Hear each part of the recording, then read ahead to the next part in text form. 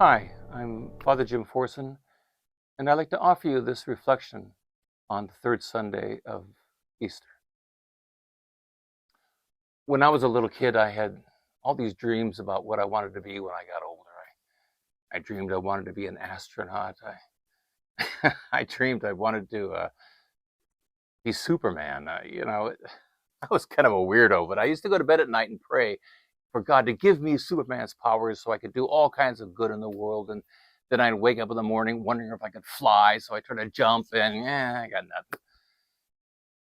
But I especially dreamed about being a running back for the LA Rams. And I mean, I loved the Rams, and I knew I knew the names of all the offensive linemen.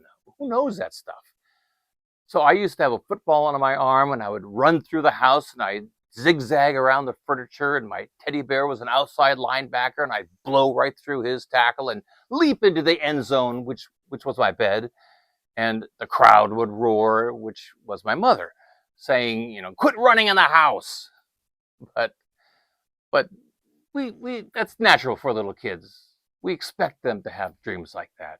In fact, wouldn't it be strange if you were to ask a child, what do you want to be when you get older? What do you dream about? And they were to say, I don't have any dreams. Would that strike us as odd? You're supposed to have dreams. Right. But somewhere along the way, as we get older, this sense sets in that we've got to quit dreaming. Get your head out of the clouds. You know, get real. And if somebody is kind of a dreamer, we tend to denigrate that person. We lose track of those dreams. But I tell you, life without a dream is drudgery. It's boring. And at its worst, it's grim. And I think that's what we encounter in the gospel today when we're hearing the story of the disciples leaving Jerusalem on the road to Emmaus. We can ask ourselves, what are they doing on this Easter Sunday, the day of Christ's resurrection? Well, what they're doing is they're getting out of Dodge. They did not want to have happen to them what happened to Jesus. They didn't want to have to be captured and suffer and be crucified. They were running for their lives. And for good reason, because everything that they had hoped for, their dream, had been crucified. Their dream of the Messiah, of a new Jerusalem, a new way of life, all of that was over and done with. And even though they heard rumors about an empty tomb, it didn't stop them from saying, we're gone, we're done with this. And as it says in Luke's gospel, as they were on their way, they were conversing and arguing. They were caught up in all of this, which is easy to understand. Because whenever we have had a dream die, that's how we react. I mean, and all of us have experienced that. All of us have had a dream die. If someone that we deeply love dies, well, a part of us dies with them. And we can be caught up in all of the emotion of that moment. Or if we have some catastrophe happen, like we lose our job or we lose our house or something like that, we can be so swept up in the whirlwind of emotion that, like those two disciples on the road, Jesus could appear right in front of our eyes as he did theirs and not recognize him because of all that is happening inside their hearts. And we see Jesus walking with them, asking, what are you arguing about? And, they responding, say, what do you mean, what are we arguing about? What are we talking about? We're talking about what just happened, the death of this dream of Jesus of Nazareth. And the story relates how they walked with Jesus for a while and got to the point where they invited him to have dinner with them. And then at dinner, reminiscent of the Last Supper and the breaking of the bread, they recognized him. And they even said to one another, did not our hearts burn within us? Their dream was alive. It came back to life.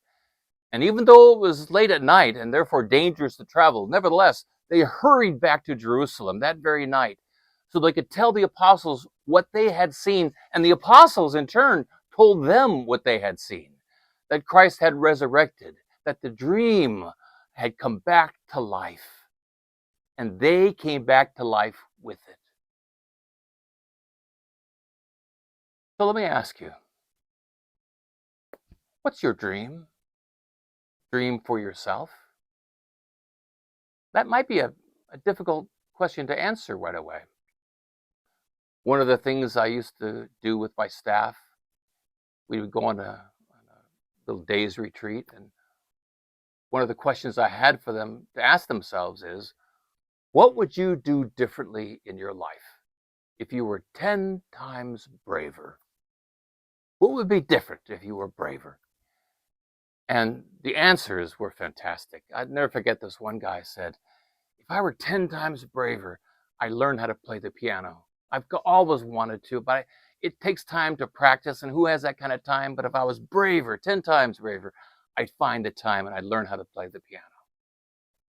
And the one secretary said, if I were 10 times braver, me and my husband, we've been putting off starting our family because we're trying to get more money and all that kind of stuff, but I'm tired of waiting. I don't want to wait anymore. If I were 10 times braver, I'd just go home to my husband and say, let's start having babies because we'll figure out the money part later on. And when we were responding to that question, there was so much energy, so much life. People were so excited, which is what happens when we start dreaming dreams. So, I ask you again, what would you do if you were 10 times braver? What is your dream? Well, it may be, like I said before, a tough question to answer. But if you were to ask a parent, what is your dream for your child? Well, that would not be a hard question for them to answer at all. Parents begin dreaming about their child and their child's future as soon as that baby's born. They have all kinds of dreams for their child. Now, one of the things that I talk about when I'm preparing couples for marriage, I say to them, now, this is your marriage, right? Your marriage, right? Right. Wrong. It is your marriage, but it's your parents' marriage too, because they've been dreaming about this day forever. They've been dreaming about you finding the right person. They've been dreaming about grandchildren. They've been dreaming about walking you down that aisle. It's their dream too. Parents have dreams for their kids. And so maybe our parent, God our Father, did you ever think that He has a dream for us? Yes. And that dream is called Jesus Christ. He dreamed about the divine entering into the world of man, and in doing so, transforming it. That mankind would breathe in the divine, that we would take this Christ into our lives, and we would begin once again being that which He made us to be, creatures in His image and in His likeness. That is His dream for us, that the human becomes divine, and that we live that kind of life. And this dream of God called Jesus Christ, what does it look like? Well, can you imagine someone saying about you, gosh, what integrity she or he has.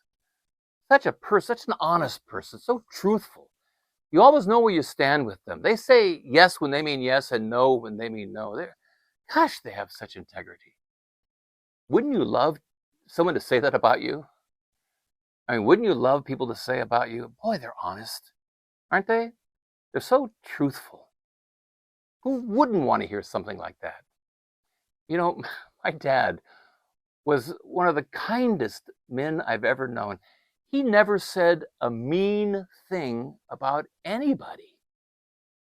I wish I could say as much for his son, but that's the way he was. And wouldn't you love to hear said about you? Never said not a mean bone in their body. Who wouldn't want to hear people say they're so compassionate, they're so loving, they're so forgiving. I don't know how they forgive the way they do, but they do. Well, all of those things that would be so wonderful for us to hear said about ourselves, that's the dream. That's the dream called Jesus Christ, the dream that God has for us, that we become the people He created us to be, that we become the man, the woman that we've always wanted to be, that we breathe in the divine and we become that which God created. So, today, what's our dream? Well, may our dream be God's dream. May our dream be the dream called Jesus Christ. And may we dream to be just like Him. People of great truth, of great integrity, great compassion, great forgiveness. May we dream God's dream of being just like Jesus Christ. P.S. So, what would you do differently in your life if you were 10 times braver? Give it some thought. Because I guarantee you, whatever it is, if you were 10 times braver, you'd start living that dream.